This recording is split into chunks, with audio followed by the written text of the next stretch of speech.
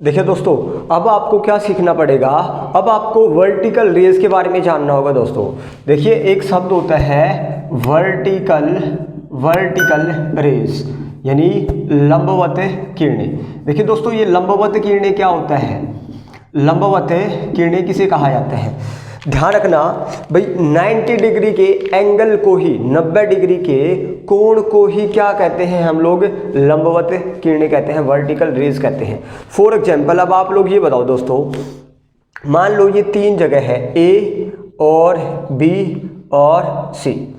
अब यहाँ पे एक सरफेस है इस प्रकार, भाई एक सरफेस मैंने बनाई इस प्रकार और एक सरफेस बनाई मैंने इस प्रकार। ये तीन सतह आप लोगों को नज़र आ रही है, ठीक है दोस्तों। अब आप लोग देखो, अगर यहाँ से लाइट आएगी, कहाँ से? ए पॉइंट से अगर लाइट आएगी और इस सरफेस पे टकराएगी, तो आप ये बताओ कितने डिग्री का एंगल बना रहा है दोस्तों? 90 डिग्री का एंगल। आप लोग देख पा रहे हैं कितने डिग्री का? 90 डिग्री का। और मैंने कहा था जहाँ भी 90 डिग्री का कोण बनाए वही वर्टिकल क्या होती है दोस्तों? रेज होती है। अब आप लोग बी पॉइंट पे देखोगे तो क्या ये वर्टिकल रेज है? भाई देखो, ये क्या 90 डिग्री का एंगल बना रहा है? नहीं भाई, 90 डिग्री का तो कैसे बनाता? अगर ये लाइन इस प्रकार होती तो 90 डिग्री का एंगल बन सकता था। अब थर्ड पॉइंट पे देखो, ये रेज क्या होगी दोस्तों? बिल्कुल इसी के ऊपर आ गई, इसी के ऊपर आ गई है। तो अब यहाँ पे कितने डिग्री का एंगल बन रहा है? भाई ये तो कितने डिग्री का? आप लोग कहोगे 0 डिग्री का या 180 डिग्री का, ठीक है। क्योंकि लाइन के ऊपर लाइन, यानी अगर आपको पता है जी, लाइन के ऊपर अगर मैं एक लाइन और खींच दूं और आपसे पूछूं कितने डिग्री का एंगल है, तो कितने डिग्री का भी नहीं भाई, 0 डिग्री का एंगल है, ठीक है। अब ये वर्टिकल रेज कहाँ पे यूज़ करना है, मे बी आप लोग समझ गए। अभी आप लोग ये देखो दोस्तों कि ये है भाई हमारा सूर्य, क्या है? सन है, सूर्य है। अब ये जो पृथ्वी है हमारी, ये कैसी होती है? थोड़ा सा इस प्रकार होती है दोस्तों। किस प्रकार? थोड़ा सा टेढ़ी। अगर पृथ्वी बिल्कुल सीधी होती ना, इस प्रकार होती, अगर इस प्रकार होती तो सूर्य की रेज आती तो पूरी पृथ्वी पे कितने डिग्री का एंगल बनता? तो ये तो सब जगह क्या होता दोस्तों? वर्टिकल रेज आती। पृथ्वी पे हर जगह कैसी पड़ती? लंबवत किरणें पड़ती, 90 डिग्री का एंगल बनता। लेकिन ऐसा नहीं है। तो कैसा है भाई? अब कैसा है आप लोग यहाँ पे देखो, हमारी जो सतह है, पृथ्वी की सरफेस जो है, थोड़ा सा मैं बड़ा बनाऊं, देखिए। अब ये बताओ कि भाई ये मान लो सूर्य है, ठीक है, सन है, और ये है हमारी अर्थ है, ठीक है। क्या है? अर्थ है दोस्तों। अब ये बताओ कि सतह, अब एक सरफेस है भाई हमारे बिल्कुल ऐसी, ठीक है, एक तो मैंने ये बना दी। अब एक आप लोग देख पा रहे हो, यहाँ से अगर हम खींचेंगे तो ये तो ऐसी सरफेस बनेगी। पृथ्वी के इस वाले हिस्से पे अगर हमको बेस खींचना पड़ेगा तो इस प्रकार खींचेगा भाई, ठीक है। यहाँ किस प्रकार? यहाँ पे इस प्रकार सतह होगी। ये तीन सतह आप लोगों को, एक सरफेस, सेकंड सरफेस और थर्ड सरफेस नजर आ रही है। अगर मैं आप लोगों से कहूँ कि सूर्य की, सन की लंबवत किरणें कहाँ पे पड़ती है, तो इस वाले हिस्से पे देखो दोस्तों 90 डिग्री का एंगल बन रहा है। इस वाले हिस्से पे देखो, यहाँ से भी रेज आएगी और यहाँ पे पड़ेगी। तो मैं अगर आप लोगों से पूछूं क्या यहाँ पे 90 डिग्री का एंगल बनाता है ये? दोस्तों नहीं बनाता। और बिल्कुल पोल्स पर देखोगे, ध्रुवों पर देखोगे, तो ये तो इस लाइन के ऊपर ही लाइन जा रही है। तो पृथ्वी क्या करती है, आप लोग देखो, अगर मैं पूरी पृथ्वी बनाऊं तो ये तो हो गया हमारा दोस्तों 0 डिग्री। क्या हो गया? 0 डिग्री। ये हो गया 90 डिग्री, पृथ्वी का 90 डिग्री। अब मैं अगर आपसे कहूं कि भाई सूर्य का वर्टिकल रेज कहाँ पे पड़ती है, तो आप कहोगे इक्वेटर पे। कहाँ पे? इक्वेटर पे। जैसे जैसे हम ऊपर जाते हैं, ध्रुवों पर सूर्य का कितना कोण हो जाता है दोस्तों? वो हो जाता है 0 डिग्री का। कितने डिग्री का? 0। जैसे यहाँ पे 90 का था, जैसे ऊपर जाएंगे 89, 80, 70, 60, 50, 40 और 0। इस प्रकार हमारा लंबवत किरणों का एंगल हो जाता है दोस्तों। समझ आया वर्टिकल रेज क्या होता है? अब यही हम लोगों को सारा ये चीज़ें मैंने बताई क्यों? क्योंकि यही इम्प्लीमेंट करने वाले हैं दोस्तों। कैसे? अब आप लोग वर्टिकल रेज समझ गए, ठीक है। ध्यान रखना दोस्तों, जैसे 4 कंडीशन होती है, मैंने आप लोगों को बताया कि रिवॉल्यूशन क्या होता है। ये हमारा क्या है? सन है दोस्तों। क्या है? सूर्य। और सूर्य के चारों ओर क्या करती है? ये हमारी अर्थ है भाई। अर्थ क्या है? देखो दोस्तों, थोड़ा सा टिल्ट है, झुकी हुई है। ये 3 लाइनें, ये 23.5 नॉर्थ, इक्वेटर और हमारी, ठीक है, 23.5 साउथ। फिर से मैंने बनाई, ये भी हमारी अर्थ है भाई, ठीक है। ये क्या है 23.5, 0, 23.5, ठीक है। अब आप लोग देखो दोस्तों कि सूर्य का और 4 कंडीशन, एक कंडीशन ये होती है और एक कंडीशन ये होती है। ये पृथ्वी क्या करेगी, लगातार सूर्य का क्या करेगी दोस्तों, चक्कर लगा रही है, लगातार सूर्य का क्या कर रही है, चक्कर लगा रही है। फॉर एग्जाम्पल अब यहाँ पे देखो, ये है सूर्य और ये है हमारी पृथ्वी, क्या है, अर्थ दोस्तों, ठीक है। अर्थ ऐसे नहीं है भाई, थोड़ा सा झुकी हुई है। अब ये बताओ कि अगर ये चक्कर लगाएगी, पृथ्वी क्या करेगी, चक्कर लगाएगी। अब देखो दोस्तों यहाँ पे मेरी उंगली से ऊपर वाला ये है पृथ्वी का नॉर्थ हेमिस्फीयर, उत्तरी गोलार्ध, और जबकि ये नीचे वाला है साउथ हेमिस्फीयर, दक्षिणी गोलार्ध। अब आप लोग देखो भाई सूर्य के सामने कौन सा हेमिस्फीयर है, नॉर्थ हेमिस्फीयर है, उत्तरी गोलार्ध है। लेकिन जब ये चक्कर लगाती है ना दोस्तों, अभी जब ये यहाँ पे आएगी, अब आप लोग देखो कौन सा सामने है सूर्य के, कौन सा इससे सामने है, दक्षिणी गोलार्ध सामने दोस्तों, नॉर्थ हेमिस्फीयर छिप चुका है, ठीक है। लेकिन फिर से यहाँ पे आएगा, फिर उत्तरी गोलार्ध सामने आ गया, यहाँ आएगा, फिर कौन सा आ गया, दक्षिणी गोलार्ध सामने आ गया। समझ आया। ये तो मैंने 2 कंडीशन बताई कि यहाँ पे है तो नॉर्थ हेमिस्फीयर सामने आता है, और दोस्तों यहाँ पे होगा ना, जब यहाँ पे तो क्या होगा, सूर्य का जो वर्टिकल रेज है ना, लंबवत प्रकाश, वो भी इक्वेटर पे पड़ेगा। कहाँ पे पड़ेगा, इक्वेटर पे। यहाँ पे आएगा तो सूर्य का वर्टिकल रेज कहाँ पे पड़ेगा, साउथ हेमिस्फीयर में 23.5 डिग्री पे, यानी मकर रेखा पे। यहाँ पे मेरे सामने आएगा तो क्या होगा दोस्तों, इक्वेटर पे। फिर से सूर्य का लंबवत प्रकाश कहाँ पे पड़ेगा, इक्वेटर पे। यहाँ पे आएगा, अब की बार कौन सामने है, आप लोग देखो 23.5 नॉर्थ सामने है पृथ्वी के, तो सूर्य का लंबवत प्रकाश कहाँ पे गिरेगा, 23.5 डिग्री नॉर्थ पे, यानी कर्क रेखा पे। यहाँ पे होगा इक्वेटर, यहाँ पे ट्रॉपिक ऑफ कैप्रिकॉर्न यानी मकर रेखा पे, यहाँ पे फिर से इक्वेटर। यानी इस प्रकार ये सर्कल हमारा चलता रहता है। 4 कंडीशन बनती है। कभी सूर्य का आप लोग देखो, सूर्य का, अब यहाँ पे देखो सन है, सूर्य का लंबवत प्रकाश अब आप लोग देखो दोस्तों कहाँ पे पड़ रहा है, 23.5 साउथ है, यानी ट्रॉपिक ऑफ कैप्रिकॉर्न। अगर ये घूम के यहाँ पे आ जाते हैं, अब सूर्य के सामने देखो नॉर्थ पोल सामने है दोस्तों, ठीक है, उत्तरी गोलार्ध सामने है और 23.5 डिग्री पे लंबवत प्रकाश पड़ता है, लंबवत यानी 90 डिग्री का, ठीक है। और पूरी पृथ्वी पे कैसे पड़ेगा, तिरछा प्रकाश पड़ना स्टार्ट हो जाएगा, ठीक है। यहाँ पे आप लोग ध्यान रखना, इक्वेटर पे, यहाँ भी कैसे, इक्वेटर पे यानी 0 डिग्री पे। अब इसको आप इमेजिन करके देखो, थोड़ा सा ऐसे करके देखो, इमेजिन उठा के इसी फिगर को, क्योंकि चारों तरफ चक्कर लगा रही है। जैसे अभी अभी बताया मैंने, ये सूर्य हो गया, ये पृथ्वी हो गई, ठीक है। पृथ्वी क्या करेगी, यहाँ पे आएगी तो इक्वेटर पे लंबवत प्रकाश, यहाँ पे जाएगा तो 23.5 डिग्री साउथ यानी ट्रॉपिक ऑफ कैप्रिकॉर्न पे लंबवत प्रकाश, यहाँ पे फिर से इक्वेटर पे, यहाँ से 23.5 डिग्री नॉर्थ पे। तो आप लोग क्या देख पा रहे हो कि सूर्य का लंबवत प्रकाश, वर्टिकल रेज, हमेशा 23.5 डिग्री नॉर्थ, यानी ये फिगर आप लोगों को ध्यान रखना दोस्तों। जैसे ये है हमारा सूर्य, अर्थ है, ये 0 डिग्री, ये है हमारा 23.5 और ये है हमारा फिर से 23.5, ठीक है, 23.5 नॉर्थ और साउथ लैटिट्यूड, यानी tropic of cancer, tropic of capricorn, कर्क रेखा, मकर रेखा।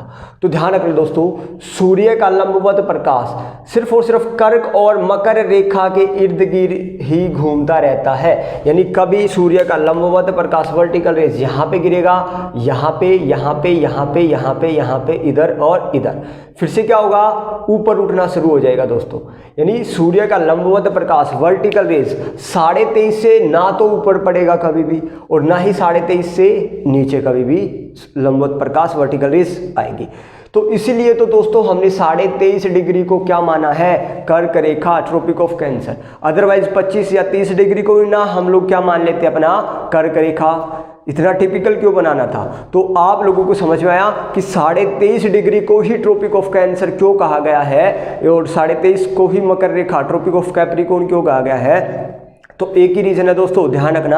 आप कहोगे कि सन की वर्टिकल रेज 23.5 नॉर्थ से लेके 23.5 साउथ, इनके बीच में ही पड़ती है, ना तो 23.5 से ऊपर वर्टिकल रेज कभी पड़ेगी, ना 23.5 से नीचे लंबवत किरणें कभी भी पड़ने वाली है।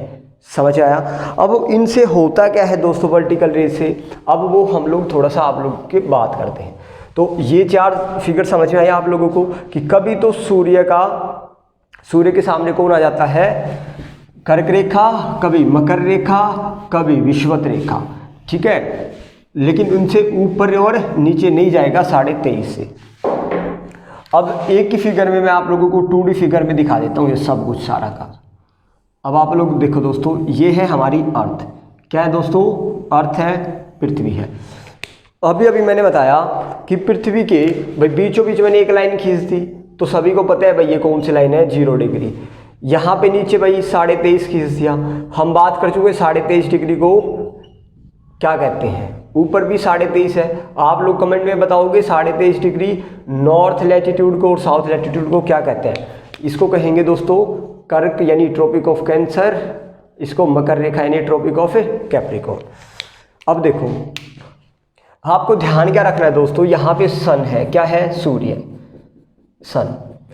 दोस्तों 2 डेट ध्यान रखना, एक तो है 21 मार्च और एक है 23 सितंबर। 21 मार्च और 23 सितंबर, इन 2 तारीख को सूर्य का वर्टिकल रेज दोस्तों कहाँ पे पड़ता है? इक्वेटर पे। आप लोगों को ये 2 डेट ध्यान रखनी है कि 21 मार्च और 23 सितंबर को सन की वर्टिकल रेज यानी सूर्य का लंबवत प्रकाश कहाँ पे पड़ता है? तो आप कहोगे सर 0 डिग्री पे या इक्वेटर पे, या इसी को क्या कहते हैं दोस्तों, विषुवत रेखा पर, ठीक है। जब सूर्य का लंबवत प्रकाश कहाँ पे गिरेगा दोस्तों? कर्क रेखा पे। कहाँ पे? कर्क रेखा पे। और वो कब पड़ता है? 21 जून को। डेट और मंथ याद रखना आप लोगों को। भाई सूर्य का वर्टिकल रेज लंबवत प्रकाश मकर रेखा पे कब पड़ता है? 22 दिसंबर को। दोस्तों ये 4 तारीख बहुत ही ज़्यादा इंपॉर्टेंट है। देखिए दोस्तों ये 4 तारीख हमारी क्या है, बहुत ही इंपॉर्टेंट है। और वैसे तो सूर्य का वर्टिकल रेज कहाँ से लेके कहाँ तक पड़ता है? यहाँ से लेके और यहाँ तक तो पड़ता ही है दोस्तों, यहाँ भी पड़ेगा, यहाँ भी, इधर इधर इधर इधर इधर। लेकिन हम लोगों को सिर्फ और डेट याद नहीं करनी, सिर्फ एक मकर रेखा वाली, एक 0 डिग्री वाली और एक कर्क रेखा वाली, ठीक है। यही 4 डेट हम लोगों को याद रखना है। अब आप लोग बताओ कि हमारा भारत कहाँ पे स्थित था? ये है भाई हमारा भारत। आप लोग पढ़ चुके हैं भाई पिछले वाले टॉपिक में, बहुत बार बता चुका हूँ, उत्तर पूर्वी गोलार्ध में भारत क्या है? स्थित है। अब देखिए दोस्तों होता क्या है, मैंने बताया, और ध्यान रखना सूर्य का वर्टिकल रेज जहाँ पे पड़ता है ना दोस्तों, 90 डिग्री का कोण सूर्य की किरणें जहाँ भी बनाएगी पृथ्वी पे, वहाँ पे बहुत ही ज़्यादा टेम्परेचर रहेगा, बहुत ही ज़्यादा temperature, comparison to all other parts of the earth. समझ आया? यानी जहाँ भी लंबवत किरणें पड़ेगी वहाँ पे बहुत ज़्यादा टेम्परेचर रहेगा पूरी उस लैटिट्यूड पे। जैसे कि 22 दिसंबर को सूर्य की लंबवत किरणें कहाँ पे पड़ी दोस्तों? मकर रेखा पे। तो इस पूरी मकर रेखा के आसपास वाले रीजन में बहुत ही ज़्यादा क्या रहने वाली है? गर्मी रहने वाली है, कंपेरिजन और पृथ्वी के। समझ आया? तो अब ये बताओ कि आग की भट्टी के जो जितना नज़दीक होगा तो उतना उसको गर्मी लगेगी, जो जितना दूर होगा उसको उतना ही गर्मी कम लगेगी। अब भारत के लोग, भारत है भाई यहाँ पे, जब सूर्य की वर्टिकल रेज कहाँ पे पड़ती है दोस्तों? 22 दिसंबर को। 22 दिसंबर को कहाँ पे पड़ती है? आप कहोगे ट्रॉपिक ऑफ कैप्रिकॉर्न, मकर रेखा पे। तो टेम्परेचर कहाँ पे ज़्यादा होगा? यहाँ पे टेम्परेचर क्या होगा? ज़्यादा होगा। अब ये बताओ दोस्तों कि आग की भट्टी के हम तो बहुत दूर हैं, देखो कितना डिस्टेंस यहाँ से लेके यहाँ तक बहुत ही दूर है, ठीक है। तो हम लोगों को भाई टेम्परेचर, तभी तो हमारे भारत में दिसंबर के महीने में क्या होता है? आप लोग बताओ क्या होता है दोस्तों? ठंड होती है। समझ आया? देखो दिसंबर में सूर्य की वर्टिकल रेज कहाँ पे पड़ती है? मकर रेखा पे। लेकिन जैसे ही दोस्तों जनवरी आएगा, ये ऊपर वर्टिकल रेज ऊपर जाना स्टार्ट हो जाती है जनवरी, फिर फरवरी में और ऊपर, और मार्च में कहाँ पे आ जाती है दोस्तों? इक्वेटर पे, ठीक है। तो जहां भी मैंने कहा ना, जहां भी वर्टिकल रेज लंबवत किरणें पड़ेगी वहां पे ज्यादा गर्मी रहेगी। अब ये बताओ कि आग की भट्टी, यानी आग की भट्टी, ये जनवरी फरवरी आग की भट्टी लगाओ भाई वर्टिकल रेज, आग की भट्टी और जितना पास आ रही है भारत के, तो हम लोगों को गर्मी लगनी क्या हो जाती है दोस्तों? स्टार्ट हो जाती है। जैसे ही दिसंबर के बाद जनवरी आएगा, फरवरी आएगा, मार्च आएगा, हमारे पंखे चलने क्या हो जाते हैं भारत में? स्टार्ट हो जाते हैं, फैन ऑन हो जाते हैं भाई। और मार्च के बाद क्या होगा दोस्तों? अप्रैल में तो और ऊपर चले जाएगा, फिर मई में और ऊपर, और जून में बिल्कुल भारत के बीचों बीच। आप पढ़ चुके हैं कि कर्क रेखा भारत के बीचों बीच गुजरती है, यानी सूर्य बिल्कुल हमारे सिर पर होता है भारत के। तो जहां भी वर्टिकल रेज लंबवत किरणें पड़ेगी तो वहां पे क्या होगा दोस्तों, बहुत ही ज़्यादा गर्मी होगी। और आप लोग देख सकते हैं जून के महीने में भारत का क्या हाल होता है। ठीक है, जून के महीने में ही गर्मी क्यों पड़ती है अगर आप लोगों से पूछा जाए, क्योंकि अब आप पढ़े लिखे हो गए हैं दोस्तों, अब आप लोगों का फर्ज है बताने का। आप कहोगे कि सन की वर्टिकल रेज नॉर्थ हेमिस्फीयर उत्तरी गोलार्ध में चमक रही होती है, कब कब, अप्रैल मई जून, समझ आया। और जून के बाद दोस्तों फिर सूर्य की वर्टिकल रेज नीचे जाना स्टार्ट हो जाती है। जून के बाद जुलाई, फिर अगस्त और फिर सितंबर में फिर से कहाँ पे इधर इक्वेटर पे, अक्टूबर, नवंबर और वापस दिसंबर को कहाँ पे, इस पे मकर रेखा पे।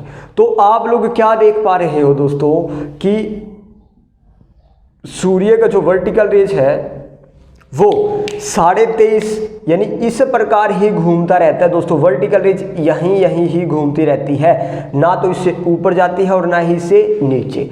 अब यहाँ पे नहीं जाएगी दोस्तों, तो यहाँ पे कैसे इलाका रहेगा भाई, ये ठंड वाला इलाका रहेगा। क्यों, यहाँ पे तो भाई तिरछी किरणें पड़ती है सूर्य की, मैंने बताया जहाँ पे वर्टिकल रेज पड़ेगी वहीं पे ज़्यादा टेम्परेचर रहने वाला है, समझ आया। और अदरवाइज और दूसरी जगह पे क्या रहेगा, इन यहाँ के जो प्लेस है, स्थान है, उनके कंपैरिजन में यहाँ पे ठंडी रहेगी। ठीक है, समझ में आया ये सारी चीजें। चलिए आगे चलते हैं। अब इससे होता क्या है भाई, ध्यान क्या रखना आप लोगों को दोस्तों, जहां भी सूर्य की लंबवत किरणें वर्टिकल रेज जब भी इक्वेटर पे पड़ेगी ना, इक्वेटर पे कब पड़ेगी, 21 मार्च और 23 सितंबर को, तो होता क्या है, तो दोस्तों ध्यान रखना पूरी पृथ्वी पर डे और नाइट इक्वल रहता है। डे और नाइट की ड्यूरेशन अवधि, दिन और रात की अवधि क्या होती है, बराबर, यानी 12 घंटे का दिन और 12 घंटे की रात कहाँ पे कब होती है। अब ये आंसर आप लोगों को बताना, आप कहोगे कि 21 मार्च और 23 सितंबर जब सूर्य की वर्टिकल रेज इक्वेटर पर पड़ती है, उस समय उन 2 तारीख को पूरी पृथ्वी पे दिन और रात, पूरी पृथ्वी पे दोस्तों 12 घंटे का दिन रहेगा और 12 घंटे की क्या रहती है, रात रहती है। ये आप लोगों को ध्यान रखना है। ठीक है, अब देखो दोस्तों, जब भी वर्टिकल रेज कहाँ पे पड़ती है, मकर रेखा पे 22 दिसंबर को, तो भाई दोस्तों ध्यान रखना सबसे बड़ा दिन पूरी पृथ्वी पर नहीं दोस्तों, कहाँ पे, साउथ हेमिस्फीयर में, दक्षिणी गोलार्ध में। अगर आप लोगों से पूछा जाए सबसे बड़ा दिन कब होता है, तो वो होता है 22 दिसंबर को सबसे बड़ा दिन। और सबसे छोटी रात दक्षिणी गोलार्ध में, साउथ हेमिस्फीयर में कहाँ पे होगी भाई, सबसे बड़ा दिन होगा तो उसी दिन तो क्या होगी, सबसे छोटी रात होगी। ठीक है, यहाँ पे कर्क और मकर रेखा के कंपैरिजन में आप लोगों को क्या ध्यान रखना है कि जब कर्क या मकर, कैंसर या कैप्रिकॉर्न पे वर्टिकल रेज पड़ेगी तो उस दिन सबसे बड़ा दिन होगा और सबसे छोटी रात होगी। अगर मैं बात करूं कि उत्तरी गोलार्ध में, नॉर्थ हेमिस्फीयर में सबसे बड़ा दिन कब होगा, तो जब वर्टिकल रेज देखो ना दोस्तों कब पड़ती है, तो सबसे बड़ा दिन कब होगा, 21 जून को होगा और इसी दिन सबसे छोटी रात भी होगी भाई। ठीक है, ये पॉइंट आते हैं भाई पेपर में, सीटेट वालों, ये पेपर में आप लोगों का डायरेक्ट आने वाला है। ठीक है, कि सबसे बड़ा दिन उत्तरी गोलार्ध में कब होता है, सबसे बड़ा दिन दक्षिणी गोलार्ध में कब होता है, या आप लोगों से पूछ लिया जाएगा सबसे छोटी रात नॉर्थ हेमिस्फीयर में कब होती है, या रात, दिन और रात इक्वल कहाँ पे होते हैं, कब होते हैं, कौन सी तारीख को होते हैं। तो ये सारा सिस्टम आप लोगों को याद रखना है। ठीक है, चले इससे आगे। चले दोस्तों, अगर समझ में ना आया तो फिर से एक बार क्या करो, वीडियो को रिमाइंड करो, समझ में आ जाएगा। अब दोस्तों यहाँ से एक बात और ध्यान रखना, मैंने आप लोगों को आर्कटिक सर्कल और अंटार्कटिका सर्कल बताया था। जैसे ये है हमारा 66.5 डिग्री अंटार्कटिक सर्कल, अंटार्कटिका वर्त, ऊपर भी 66.5 है, जिसको हम क्या बोलते हैं, आर्कटिक सर्कल, आर्कटिक वृत्त। अगर नहीं पता तो आप लोग पीछे वाले चैप्टर देख सकते हैं दोस्तों, वहाँ पे मैं समझा चुका हूँ, कोई भी नया बच्चा अगर देख रहा है वीडियो को। दोस्तों ध्यान रखना, मैंने कहा कि सूर्य की वर्टिकल रेज मार्च में कहाँ चमकती है, इधर, अप्रैल में इधर, मई में इधर, जून में वापस इधर, फिर जुलाई में वापस इधर, अगस्त में वापस इधर, सितंबर में वापस इधर। तो अब ये देखो कि 6 महीने, मार्च, अप्रैल, मई, जून, जुलाई, अगस्त, सितंबर, यानी 1 2 3 4 5 6, यानी 6-7 महीने सूर्य नॉर्थ हेमिस्फीयर में रहता है, 6-7 महीने सूर्य कहाँ पे रहता है दोस्तों, साउथ हेमिस्फीयर में रहता है। समझ आया। अब दोस्तों ध्यान रखना, ये चीज़ें मैंने क्या बताई है, जब सूर्य की वर्टिकल रेज नॉर्थ हेमिस्फीयर में चली जाती है, उत्तरी गोलार्ध में चली जाएगी मार्च के बाद, तो लगभग 6 महीने उत्तरी गोलार्ध में ही रहेगी भाई, लगभग सितंबर तक। देखो ना, मार्च, अप्रैल, मई, जून, जुलाई, अगस्त, सितंबर, 6 महीने कहाँ पे रहेगी, ऊपर। तो उत्तरी ध्रुव यानी आर्कटिक वर्ग से ऊपर वाला जितना भी एरिया है, तो यहाँ पे 6 महीने का दोस्तों दिन रहेगा। आप लोगों से पूछा जाएगा 6 महीने का दिन, हाँ जी दोस्तों, 6 महीने लगातार दिन और 6 महीने रात कहाँ पे रहती है, तो ये 2 जगह है जहाँ 6 महीने का दिन और 6 महीने की रात रहती है। फिर आपसे पूछा जाएगा कि कब रहती है, कि उत्तरी ध्रुव पर यानी नॉर्थ पोल के पास 6 महीने का दिन कब रहता है, तो आप कहोगे जब सूर्य कहाँ पे चमकता है, नॉर्थ हेमिस्फीयर में जाता है, तब 6 महीने का क्या होता है, दिन। और जब सूर्य की वर्टिकल रेज कहाँ पे चली जाती है 6 महीने के लिए, कहाँ पे दोस्तों, साउथ हेमिस्फीयर में, तब 6 महीने का यहाँ पे क्या रहता है, दिन। और 6 महीने की रात उस टाइम कहाँ होगी, ऊपर। यानी जब ऊपर चमकता है वर्टिकल रेज, तो यहाँ 6 महीने का दिन होगा और उस समय यहाँ 6 महीने की क्या होगी, रात होगी। और जब सूर्य की लंबवत किरणें दक्षिणी गोलार्ध में चमकती है, तो 6 महीने का दिन अब यहाँ होगा और 6 महीने की रात ऊपर होगी दोस्तों। समझ आया। और इसी को हम क्या कहते हैं, जब नॉर्थ में जाता है 6 महीने के लिए, तो इसी को दोस्तों क्या कहा जाता है, नॉर्थ सोलिस्टिस, यानी उत्तरी अयांत। अगर आप लोगों से पूछा जाए उत्तरी अयांत क्या होता है, तो आप कहोगे कि जब सूर्य की वर्टिकल रेज उत्तरी गोलार्ध में चमक रही होती है, इसी स्थिति को उत्तरी अयांत कहा जाता है, नॉर्थ सोलिस्टिस। और इसके विपरीत जब सूर्य की लंबवत वर्टिकल रेज साउथ हेमिस्फीयर में चमक रही होती है, तो इसी को साउथ सोलिस्टिस कहा जाता है दोस्तों, दक्षिणी अयांत कहा जाता है। ठीक है, तो ये 2 स्थितियां होती हैं हमारी कंडीशन। आई थिंक आप लोगों को समझ में आ गया होगा। अब ये 6 महीने का दिन वहाँ पे क्यों रहता है और यहाँ पे रात क्यों रहती है, एक फिगर से मैं आप लोगों को समझाता हूँ।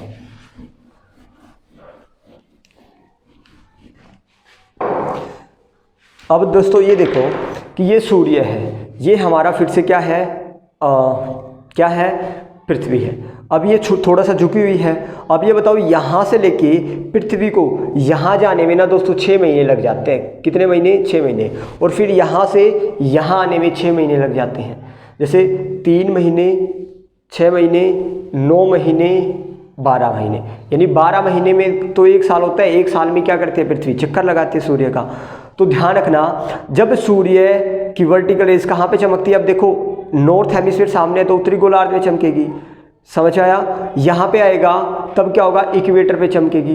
यानी इस समय क्या होता है दोस्तों, यहाँ पे मैं यहाँ दिखा देता हूँ आप लोगों को कि ये सूर्य है, ठीक है। अगर हमारा पृथ्वी इस प्रकार होगी, थोड़ा सा टिल्ट है भाई, जैसे पृथ्वी कैसी है, टिल्टेड है, थोड़ा सा झुकी हुई है ना, आप लोगों को पता है दोस्तों, ये हमारी अर्थ है।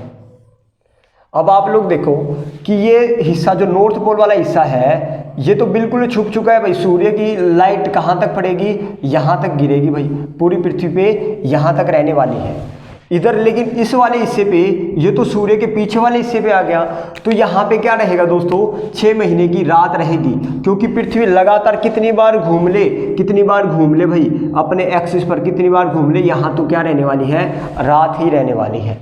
इसी प्रकार यहाँ होता है। अब क्या होगा, अब नॉर्थ हेमिस्फीयर सूर्य के सामने है, अब ये वाला हिस्सा क्या हो गया, छिप गया। सूर्य की रेज यहाँ तो ही गिरेगी, इससे नीचे क्या होगा, यानी ये 66.5 है भाई, कितना है 66.5, 66.5 तक आखिरी है भाई सूर्य की लंबवत किरणें, सूर्य की रेज तिरछी या किसी भी प्रकार पड़ेगी। इसके बाद ये वाला जो हिस्सा है, ये तो हमेशा कितनी ही बार इस प्रकार घूम ले, कहाँ रहेगी, 6 महीने रात में ही रहने वाली है दोस्तों। समझ आया दिन और रात का क्या चक्कर होता है। तो भाई ये था हमारा छोटा सा एक टॉपिक था और इंटरेस्टिंग था, बहुत ही इम्पोर्टेंट है। तो दोस्तों मे भी आप लोगों को पसंद आया होगा टॉपिक। तो मिलते हैं अपनी नेक्स्ट क्लास में, तब तक के लिए धन्यवाद। जय हिंद, जय भारत।